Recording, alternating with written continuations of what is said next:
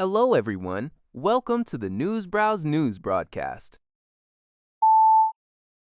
According to Al Jazeera, U.S. President Donald Trump has hinted at a renewed focus on North Korea's nuclear program now that Washington has reached an agreement with Iran to end their war. South Korean President Lee Jae-myung revealed during a press conference at the G7 summit in France that Trump told him the time had come to pay attention to the North Korea issue. During their G7 dinner meeting, President Lee also told Trump that international sanctions against North Korea have proven ineffective, especially given the deepening military cooperation between Pyongyang and Moscow. He noted that even minor assistance from Russia provides significant help to North Korea. While Trump met North Korean leader Kim Jong-un 3 times during his first term, no tangible progress toward denuclearization was made. Kim has since pledged to expand his country's nuclear arsenal and recently hosted Chinese President Xi Jinping. Trump's recent actions, including posting a historic photo of his 2018 meeting with Kim, suggest the U.S. may be preparing for a new diplomatic push. According to a report by Daily Express US, drivers in and around Moscow are facing massive queues at gas stations due to a growing fuel shortage. The crisis was triggered by recent Ukrainian drone strikes targeting Russian oil refineries, including Moscow's main refinery, which went up in flames twice in a single week. The strikes have disrupted regional supply lines and caused gasoline prices to spike significantly in some areas. Residents report that 100-octane fuel has completely run out at several stations.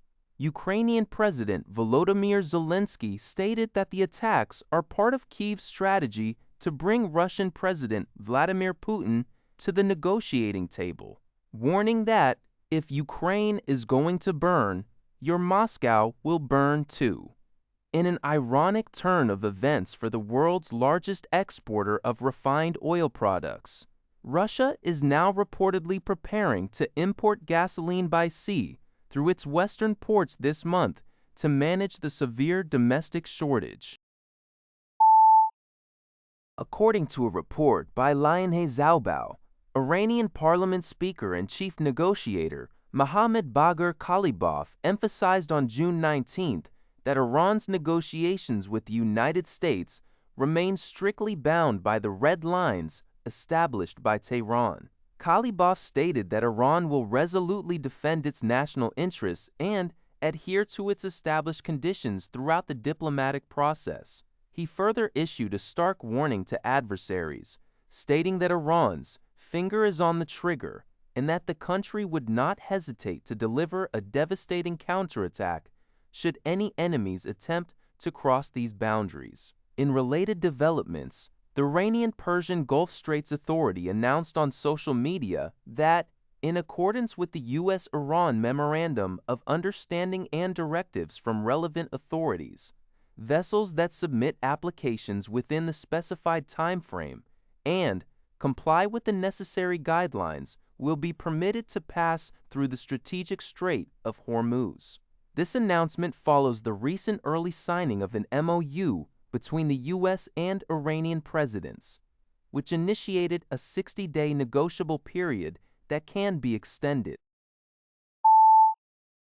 According to Kyodo News, Tokaido Shinkansen bullet train services were suspended on Friday after a person entered the tracks at Hamamatsu Station in Shizuoka Prefecture, central Japan, and was fatally struck by a train. The operator JR Central reported that the incident occurred at approximately 5:40 p.m. and involved a Hakata-bound bullet train. Following the accident, local police and fire authorities launched an investigation.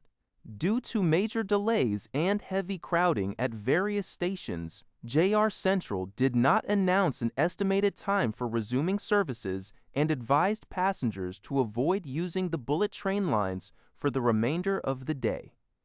The disruption also affected the Sanyo Shinkansen line, halting services on some sections between Shinosaka and Hakata in southwestern Japan. That's all for this video. Thank you for watching. See you in the next video.